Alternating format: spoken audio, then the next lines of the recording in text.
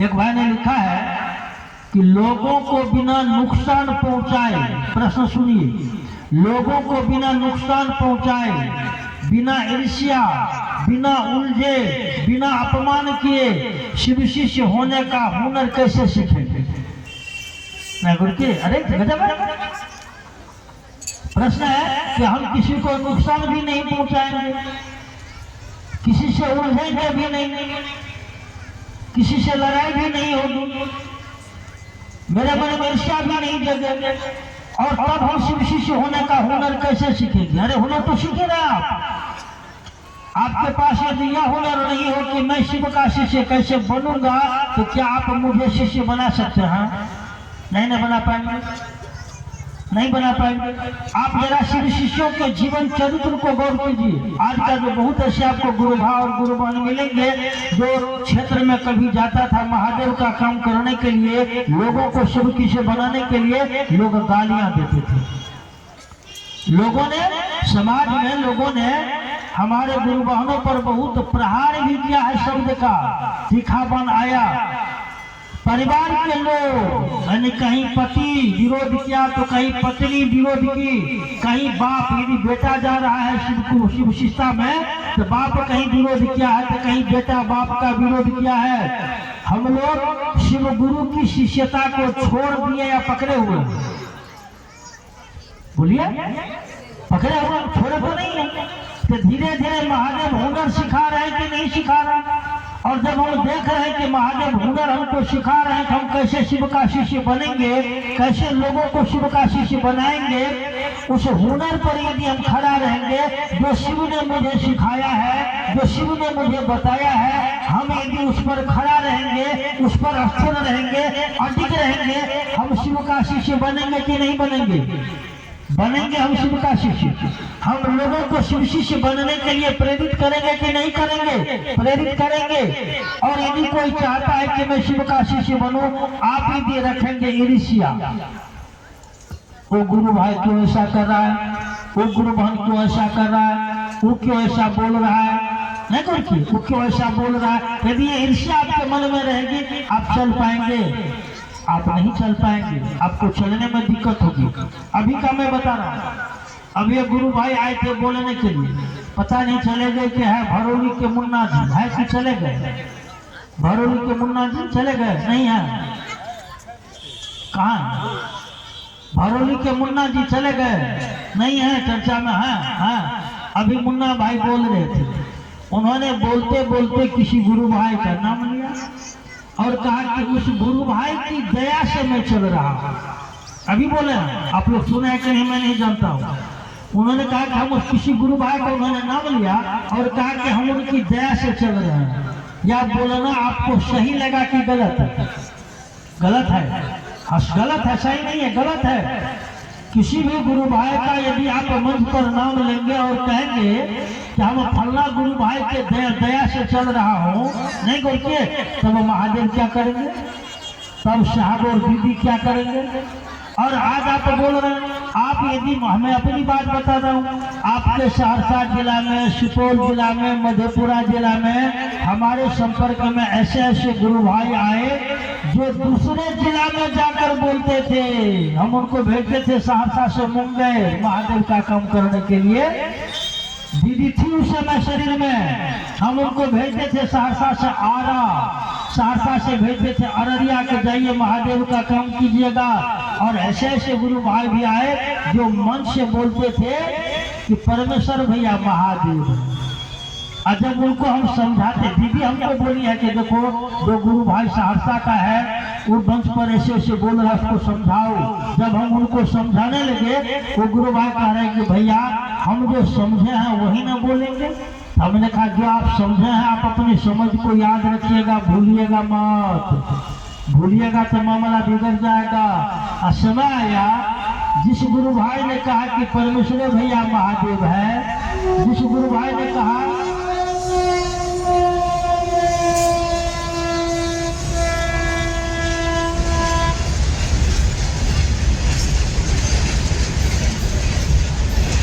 तो जिन बहुत लोगों ने कहा कि परमेश्वर भैया मेरे गुरु हैं, बहुत लोगों ने कहा परमेश्वर भैया माँ और बाप हैं, मुझको लगा कि ऐसे लोगों को एक बार टेस्ट करना चाहिए। एक झटका हमने दिया मात्र, एक झटका में वो आदमी जो कहता था कि महादेव है वही कहने लगा कि चोर है, जो कहता था कि मेरा गुरु है वही गाँव गाँव टोले टोले मोहल्ले मोहल्ले मेरे विरोध में बोलने लगा। इसीलिए मेरे साथ में जो लोग हैं बड़ा होशियारी से चलिए।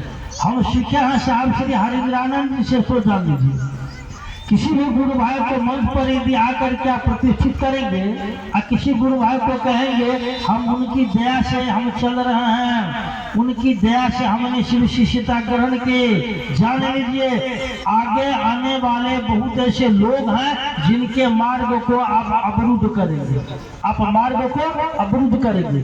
आप जब इस मंच पर आते हैं कहीं भी साप्ताहिक चर्चा में बोलने के लिए, मासिक कार्यक्रम में बोलने के लिए, बड़ी होशियारी से आप बोलिए। आप इस बात को भूल जाइए कि आप यदि परमेश्वर जी का प्रशंसा कीजिएगा आपको गले से लगाएंगे और कोई यदि मुझको गाली देगा हम उसको दूर कर देंगे, इस भूल में मत रहिए।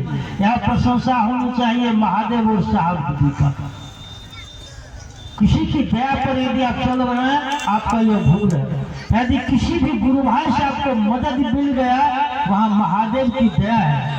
किसी भी गुरु बहन से यदि आपको मदद मिल गया महादेव की दया है। महादेव को धन्यवाद देनी चाहिए, महादेव के प्रति कृतज्ञ रहनी चाहिए, साहब दीदी को धन्यवाद देनी चाहिए। हम लोगों को बोलने में बहुत परहेज करना पड़ेगा। अभी बोल रहे थे ब्रजेश बाबू, भरौली के गुरु भाई हैं, भरौली के गुरु भाई हैं। हमने शिव को गुरु माना है 1992 ईस्वी में। एक पोस्टर को पढ़कर हम शिव को गुरु बनाए थे, शिव चर्चा सुन करके नहीं, उस समय शिव चर्चा होती ही नहीं थी। हमने जब शिव को गुरु माना था उस समय थे 7-8 आदमी थे सहरसा में जिन्होंने शिव को गुरु माना था। 6-7-8 लोग थे मधेपुरा में, 2-4 लोग थे बेगूसराय में, 2-4 लोग थे सिवान जिला में। तो साहब के द्वारा एक पोस्टर लिखी गई थी जिस पोस्टर में लिखा हुआ था जगत गुरु भगवान शिव का शिष्य बने, आदि गुरु शिव को प्रणाम निवेदित करना आपको शिव शिष्य बनाता है। शिव शिष्य होकर व्यक्ति के सारे लौकिक पारलौकिक मनोरथ स्वतः पूर्ण होते हैं। हमने परीक्षा की है, आप भी शिव का शिष्य बनकर परीक्षा करें। और आपको खबर है इस पोस्टर को पढ़ने के बाद मेरे मन में जिज्ञासा जगी थी वह कौन आदमी है जो कहता है शिव का शिष्य बनने के लिए मुझे उससे मिलना है। जहाँ ये पोस्टर लगी हुई थी भरौली के ही गुरु भाई थे, नाम है अशोक सिंह, अभी पटना में रहते हैं। भरौली में जब महादेव का काम शुरू किए तो जिस आदमी ने जिस दुकान में हमने पोस्टर पढ़ा था इन लोगों से बात कीजिएगा, उस आदमी से अभी भी मेरा बेहतर संबंध है, अच्छा संबंध है। जाकर के अभी भी महादेव का काम नहीं कर रहा, शरीर थोड़ा कमजोर हुआ, एक दिन आपका हमारा सबका कमजोर होगा और धीरे धीरे हमारे मन में साहब और दीदी के प्रति आकर्षण बढ़ते गया, प्रेम बढ़ते गया। अब आइए उसका परिणाम क्या निकला उसका, मेरे जीवन में समस्याओं का अंबार लग गया। लेकिन मेरे मन में समस्या भारी थी ही नहीं, मेरे मन में भारी थे साहब और दीदी, समस्याओं का अंबार है। उस समय मेरे मन में होनी चाहिए थी ईर्ष्या, घृणा, द्वेष, ऐसा कुछ भी अब हम देख रहे हैं उस ऐसा कुछ भी मेरे मन में नहीं था, कुछ भी मेरे मन में नहीं था। कौन था वह जिसने मेरे मन को मजबूत किया? कौन था वह जिसने घोर विपत्ति के समय में भी मेरे मन को विचलित नहीं होने दिया? या हुनर किसने मुझको सिखलाया? हुनर तरीका यानी बिना ईर्ष्या, घृणा, द्वेष, अहंकार, किसी को दुख भी नहीं पहुंचाना है, किसी को। अभी हम लोग यहाँ आए हैं, कितने गुरु भाई गुरु बहन को बुला है, कुछ लोगों को बुलाना और था, नहीं बुला पाए। सुरक्षा कचहरी के हमारे गुरु भाई लोग नहीं बुला पाए, नहीं बुला पाए क्योंकि हमारे एक चाहत बन गई कि हमको समय कम मिलता है, हम कम रह पाते हैं। वैसे भी अभी जहाँ कार्यक्रम हो रहा है वर्षा दीदी का या अनु भैया कहीं रहते हैं तो लगातार हमको उस व्यवस्था में रहना पड़ता है। हमको है कि कम रहता है समय में तो कुछ बात लोगों से कर लेंगे। फिर जो आदमी परमानेंट अपने घर पर रहते हैं वे क्षेत्र में घूमकर शिष्यता को बढ़ाएंगे। आप तो अपने घर में रहते हैं, आप अपने टोले और मोहल्ले में रहते हैं, आप रहते हैं घर पर, आप थोड़ा शिष्यता का विस्तार कीजिए। अभी मेरे पास समय का अभाव है, इतना समय नहीं है और काम अभी बहुत ज्यादा बाकी है। हुनर महादेव सिखलाते हैं। महादेव जब हुनर सिखलाएंगे, किसी व्यक्ति के माध्यम से आपके ऊपर कौन सी दया करेंगे या महादेव जानते हैं। एक कहानी में बताऊं आपको, बैठे हुए डोमी भाई लालन भैया साहब श्री हरिंद्रानंद जी के पिताजी 2009 ईस्वी है, मई का महीना है, संसद वाला चुनाव चल रहा है बिहार में, संसद का चुनाव चल रहा है, बस बंद है, 4 चक्का गाड़ी का अभाव है। एक खबर आती है रांची से, मुझको एक गुरु भाई हैं रामेश्वर मंडल जी हमको फोन किया, कह रहे हैं अब जैसे आया मोबाइल में फोन, हमने कहा जी भैया प्रणाम। कहा परमेश्वर जी दादाजी गुजर गए। कहानी सुनिए जरा, क्या कह रहे हैं दादाजी? दादाजी का मतलब साहब के पिताजी। कह रहे हैं दादाजी गुजर गए। हमने कहा जी आ रहे हैं, फोन हमने काट दिया। तुरंत हम सहरसा में पता किए, 4 चक्का गाड़ी तो होगा तो भाड़ा करेंगे, जाएंगे। 4 चक्का गाड़ी नहीं मिला तो हमने दोनों भाई को फोन किया, कहाँ है आप? तो घर पर। हमने कहा पता कीजिए, रांची में दादाजी शरीर छोड़ दिए हैं। अभी हमको मंडल भैया फोन किए थे साहब के नजदीक से, एक 4 चक्का गाड़ी पहले पता कीजिए है कि नहीं है। यदि है रांची जाएगा कि नहीं जाएगा, जाएगा तो भाड़ा कितना लेगा। डोमी भाई को बोल दिए, इधर हम फोन किया गुरु भाई जो अभी साथ में नहीं है, वो मेरे साथ में सुबोध जी चलते थे, उनको हमने कॉल किया, आप डोमी भाई से बात कीजिए और तैयार होकर गाड़ी लेकर आइए सहरसा। हम और ललन भैया डेरा पर। यह फोन आती है लगभग हमको 1-1:15 बजे दोपहर। अभी सहरसा से कोई ट्रेन भी नहीं है, इंटरसिटी भी चली गई, बस है बंद, चुनाव का माहौल है, 4 चक्का गाड़ी नहीं मिल रहा है। डोमी भाई एक 4 चक्का कार लेकर आए सहरसा, यानी अब डोमी भाई को अभी कार मिला नहीं है। तब तक में लगभग 4:30-5 बजे हमको मंडल भैया फोन कर रहे, सुनिए जरा गौर से, है बच्चा खोटा, मंडल भैया फोन कर रहे 4:30-5 बजे, यानी 4-3.5-4 घंटा के बाद दोबारा फोन आ रहा है। मंडल भैया कह रहे हैं रामेश्वर भैया, परमेश्वर जी तो साहब बोल रहे हैं कि बहुत दूर है, परमेश्वर को बोलिए नहीं जाए। क्या फोन है? मंडल भैया फोन कर रहे हैं कि साहब, मंडल भैया कह रहे हैं कि परमेश्वर जी साहब बोल रहे हैं कि परमेश्वर को बोलिए बहुत दूर है, नहीं आएगा। आप गुरु भाई लोग बोलिए, पहले आपको खबर आया कि दादाजी गुजर गए, आपने कहा जी मैं आ रहा हूँ, 4 घंटा के बाद आपको दोबारा फोन आ रहा है और कहा जा रहा है कि परमेश्वर जी साहब कह रहे हैं कि बहुत दूर है, बोलिए परमेश्वर को नहीं आएगा। इस फोन के बाद आप जाएंगे कि रुकेंगे? मैं सबसे पूछ रहा हूं, आप यहाँ क्या उत्तर देंगे? आप लोग क्या उत्तर देंगे यहाँ? रुक जाएंगे? अब हम यहाँ क्या जाएंगे? हम उत्तर क्या दे रहे हैं फोन पर? हम रामेश्वर भैया को फोन पर उत्तर दे रहे हैं कि भैया हम लोग खगड़िया से आगे निकल गए, अभी गाड़ी भी नहीं आई, हम अभी दरवाजे पर बैठे हुए सहरसा अपने डेरा पर, और रामेश्वर भैया को हम फोन पर कह रहे हैं भैया हम लोग अभी खगड़िया से आगे निकल गए। रामेश्वर भैया कह रहे हैं साहब कि सर परमेश्वर जी तो खगड़िया से आगे निकल गए। साहब कह रहे हैं खगड़िया से आगे निकल गया, देखिए, और फोन को हमने काट दिया।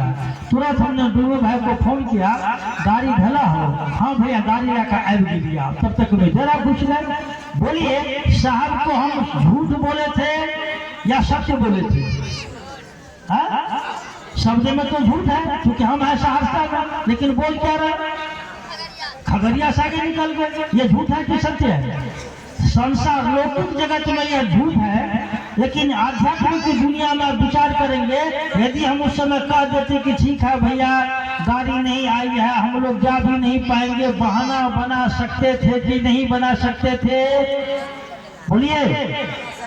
चूंकि पहला फोन आया कि दादाजी गुजर गए, 4 घंटे के बाद दूसरा फोन आ रहा है कि परमेश्वर जी साहब बोल रहे हैं कि परमेश्वर को बोलिए छोड़ देगा, नहीं आएगा, बहुत दूर है। हम कह रहे कि जी भैया हम लोग तो खगड़िया से आगे निकल गए। क्यों?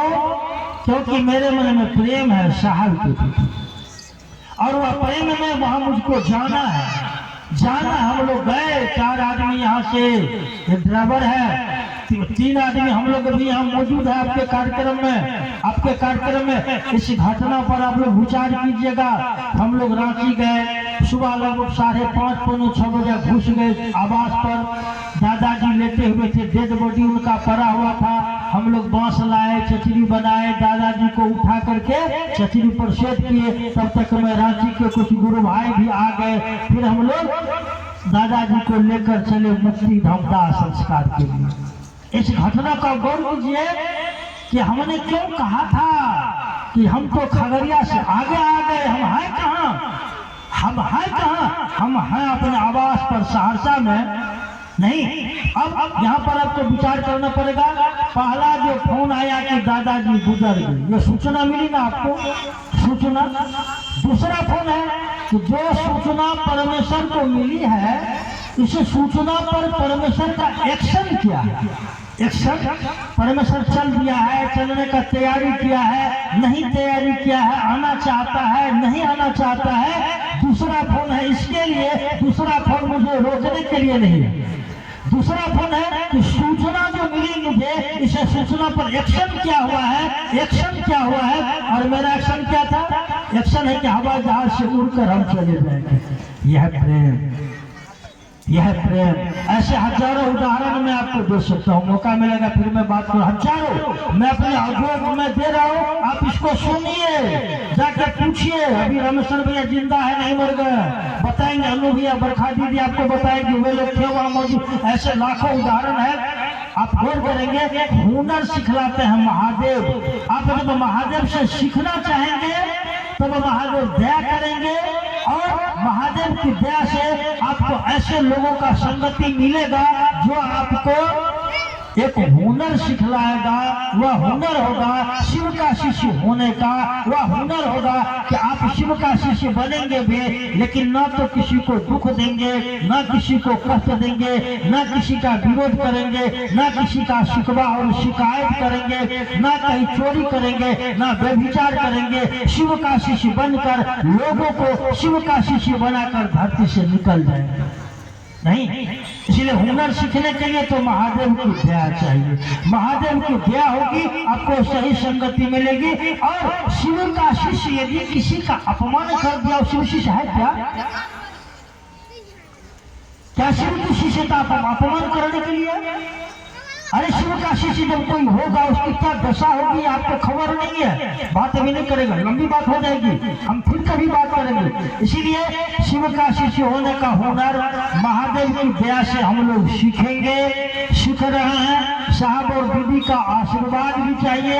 ऐसी लाखों कहानियां हैं हमारे जीवन में, लाखों। एक लोग मेरे बगल में बैठे हुए डोमी भाई, हम इनको जो शिवशिष्य बनाए थे, 85 आदमी का घोषणा किए थे 95 में। और हम लोग जब घोषणा किए हैं तो हम लोगों ने किसी व्यक्ति को, जाति को नहीं, आदमी बनेगा शिव का शिष्य, जाति नहीं बनेगा। यदि शिव की शिष्यता में आपको लग रहा है मैं फल्ला जाति को शिव शिष्य बनाया, मैं फल्ला जाति का लोग हूँ, आप शिव शिष्य आए नहीं, आप नहीं है शिव के शिष्य। बहुत बात अभी नहीं करेंगे। एक कुछ जिज्ञासा और है। एक भाई ने लिखा, इन्होंने